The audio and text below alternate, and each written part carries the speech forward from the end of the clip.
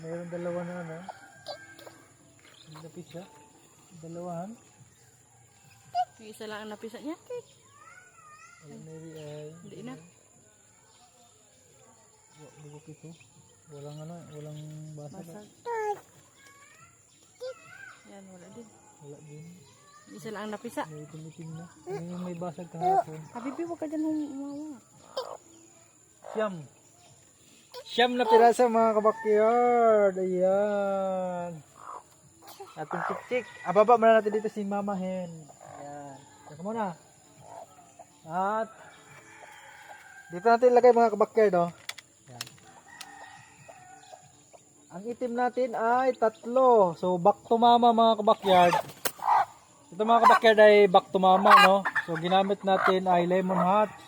So dito natin makikita mga kabakyard na 1/4 na lang mga kabakyard nung hatch ang natitira at 3/4 na sa lemon. Ayan o, 3 lang mga kabakyard yung itim. Yan mga kabakyard. Mamaya ka na, baba ka na muna doon. Naman. Ayaw pang bumaba. Baba na muna din eh. Diyan ka muna. Pasaway. Yan, tapos mga kabakyard, 6 yung dilaw. Tama na. Ano mo na? Yan, 6 yung dilaw. Ano mo na? Ano mo na? Ano mo na ikaw?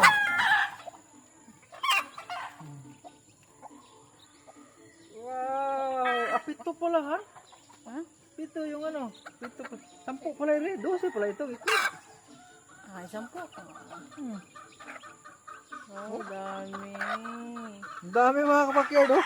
10 pala ito sila. 10. 12 pala pieces yung itlog. 10 yung na-hatch. Yan. So kita mo yung mga kabakyard, yung itim ay 3. Bago 7 yung kakulay ng nanay. So ibig sabihin mga kabakyard, may 1/4 pa rin na hatch. Mga kabakyard, no, kahit ito ay back to mother. So ngayon, lalagay natin mga kabakyard doon sa brooder ito. Yung mga sisiw. Tara. Ito ano yun? Kasama yun?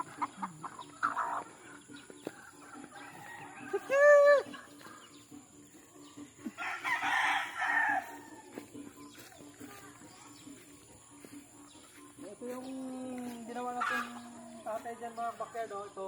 Yan. Anak niya yan. Oh. Yan. Yan na yan mga kabakyard.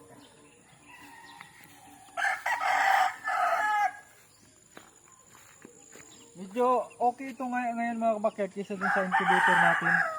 Meron may 12 na itlog, 10 ang na-hatch.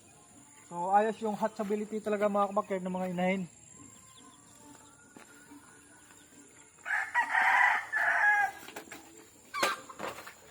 Kahapon mga kabakyard, ito ay meron na natin ito mga kabakyard, nilinisan na natin ito. Lalagyan natin yung sisiw dito. Dito na natin sila pagala-galain. Ating sisiw. Yan. Ayos lang yan mga kabakyard. May mga kunti-kunting anay mga kabakyard. Kakainin nila yan. Yan. Yan kayo. So, wala mga diferensya yung ano mga kabakyard nyo. Paano? So, alagyan natin to mga kabakyard ng marking. Baka kasi yung isa doon na inahin, magsisiw na rin. Kaya lalagyan natin ito ng marking. Yan oh, ang cute. Tik, tik. Tik tik tik tik. Ang cute nila. Ayan.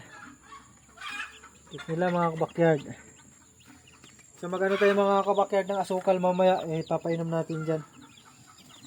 Ngayon, kukunin ko muna yung inahin mga kabakyard para maanuhan siya.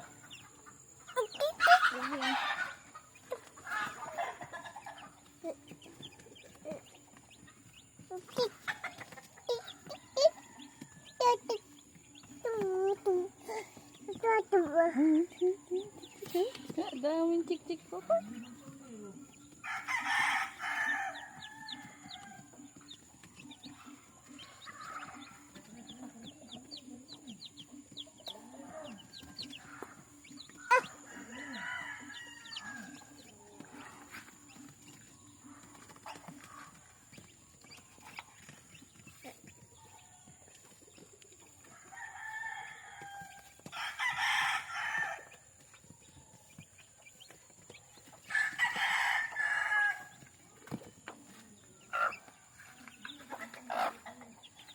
Ayun, ayun niya, man din yung mga anak. Yan.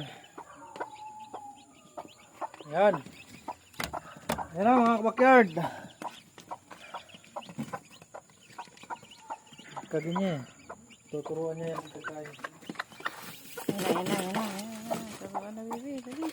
Hindi makita. Diyan, natin. Kita niya dyan. Hindi yun yan.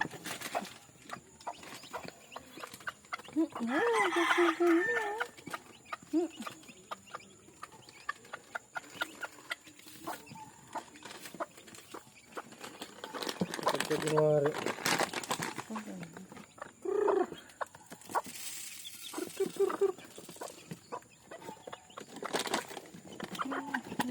Turuan na kumain.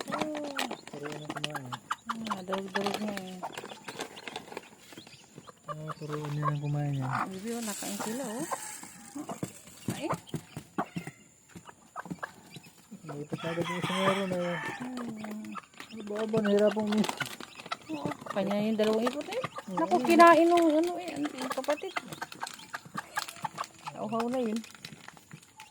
Ito yung meron tubig mamaya. 10. Sana maraming tandang. Maganda magbigay ng tandang ko yun. Tik tik tik tik. Lagi ninang yun yan. Ay, bumaba.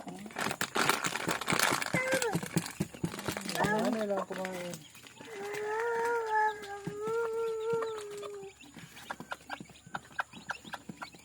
Ano ba nang lagayin dito?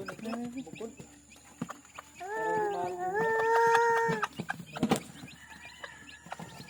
Oh, may manok din niyo oh. Ano? Manok. Yan.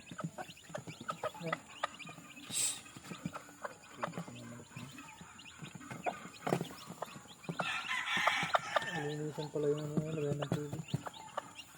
Lagay ng vitamins. Ano mo abot yan, baby?